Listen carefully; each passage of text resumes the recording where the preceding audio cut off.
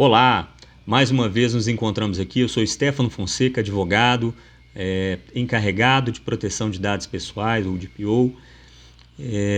Eu sou um executivo de negócios da área de tecnologia, estou no mercado há quase 16 anos e, como sempre, estamos aqui na nossa jornada de orientação, de discussão, de apresentação de alguns temas importantes da Lei Geral de Proteção de Dados. Dentro desses temas, nós vamos falar aqui hoje de um tema que tem algo de muito interessante que eu acredito que a grande coletividade ainda não entende, não sabe, não imagina o que é, tá? Que é o nosso relatório de impacto sobre a proteção dos dados pessoais.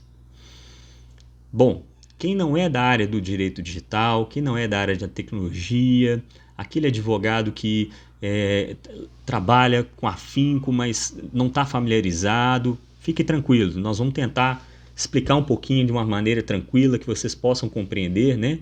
E até mesmo o titular de dados, que é principalmente o destinatário desse vídeo, aquela pessoa que é uma pessoa como eu, como você, que tem pai, tem mãe, tem filho, tem irmão, tem pessoas que estão frequentando os lugares, estão comprando, estão disponibilizando seus dados perante terceiros, né? Então nós vamos explicar um pouquinho para vocês o que é o relatório de impacto de proteção aos dados pessoais, tá? Esse relatório, ele tem uma previsão legal, né? Ele é um relatório que ele é previsto, de acordo nos termos aqui da nossa lei, no artigo 38, né?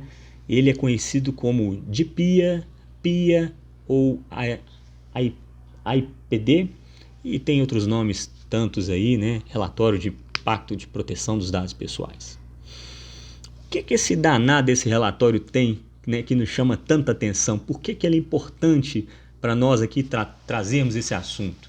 É pelo seguinte, a Autoridade Nacional de Proteção de Dados, que, como nós falamos em vídeos anteriores, ela está sendo efetivamente desenvolvida e tem a sua legislação própria e no momento adequado estará atuante, né? Ela tem algumas responsabilidades, algumas atribuições legais.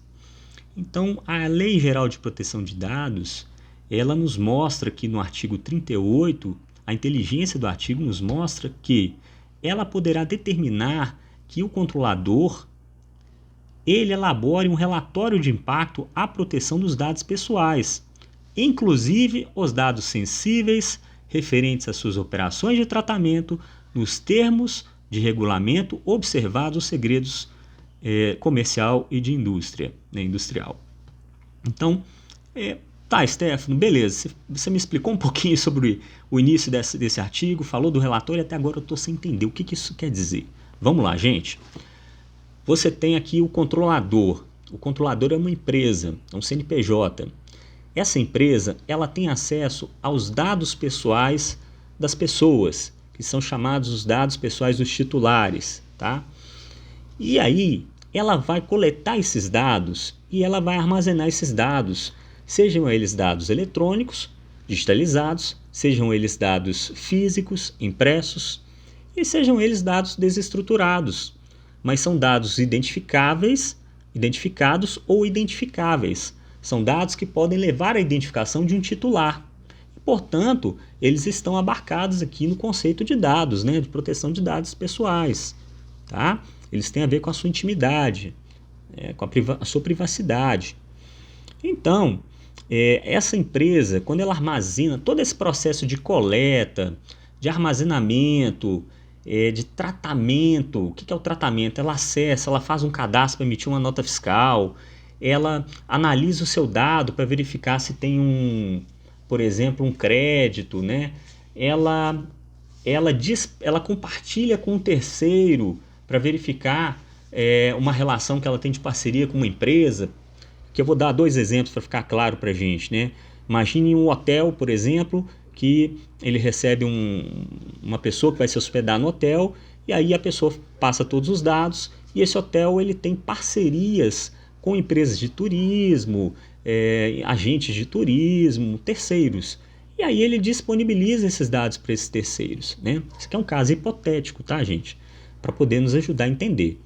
Então, todo esse processo de entrada dos dados pessoais, seja através da assinatura de termos, de contrato, ou seja através do lançamento desses dados no sistema, seja eles físicos ou digitais, eles têm que ser controlados pelo controlador, que é a empresa, o hotel. O hotel, ele está recebendo de você, titular, um mandato para poder cuidar dos seus dados. Ele tem a obrigação de proteger esses dados. Como a gente já vem falando em alguns vídeos, né? Tem que aplicar normas, as melhores práticas, né? Regulamentos da área de gestão, regulamentos específicos da área de segurança da informação e tecnologia, né? E aí ele vai ter que proteger esses dados. Quando ele faz isso, ele tem que documentar, ele tem que criar uma estrutura interna organizacional para poder preservar isso, e até quando ele faz o compartilhamento com terceiros, tem que ter registros e tem que ter o consentimento do titular dizendo que ele aprova e autoriza esse compartilhamento com terceiro, né? Enfim, e quando for dado sensível, tem lá as suas particularidades, né? E aonde que entra o relatório aí? Aí nós estamos diante de situações em que a Autoridade Nacional de Proteção de Dados, ela diz o seguinte: controlador, você gerou o seu relatório de impacto à proteção dos dados pessoais? Aí esse controlador ele vai ter que verificar lá na sua documentação da implantação da Lei Geral de Proteção de Dados se foi feito ou não esse relatório, né?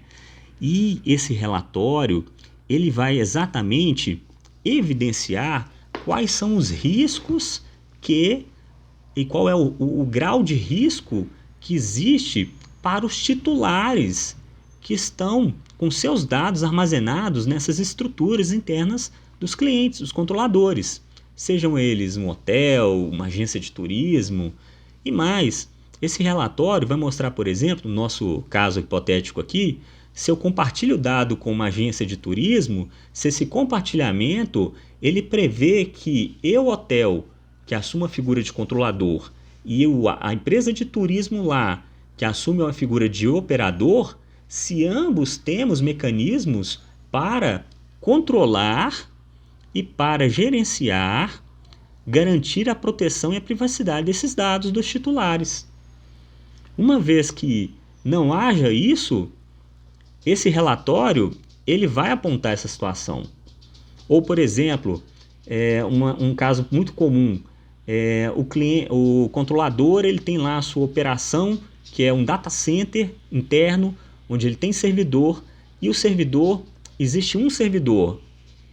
Aí, esse um servidor, ele não está incorporando os mecanismos de tecnologia necessários para a sua preservação dos dados pessoais. Ele não está adequado do ponto de vista de normas de segurança para garantir isso. Então, quando você vai implantar um relatório de impacto à proteção dos dados pessoais, você vai analisar uma série de particularidades e vai registrar essas questões. E vai caber ao controlador, que esse sim vai caber, definir se ele vai investir nesse recurso para proteger esse dado ou não.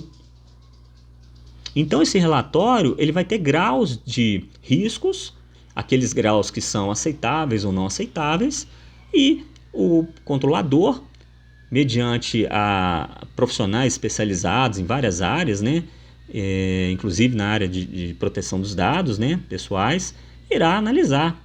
Olha, esse servidor ele não comporta, ele não tem tecnologia para poder garantir isso. A transferência desse dado para o operador, que é a agência de turismo, ele lá na ponta não tem um sistema de segurança adequado.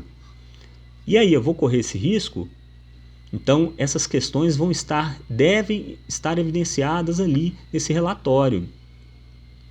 É lógico que é um tema um pouco mais extenso, a gente não vai falar aqui todas as hipóteses de incidência, mas a ideia é passar essa mensagem do que está por trás desse relatório e como que ele funciona nesse ambiente de empresa controladora.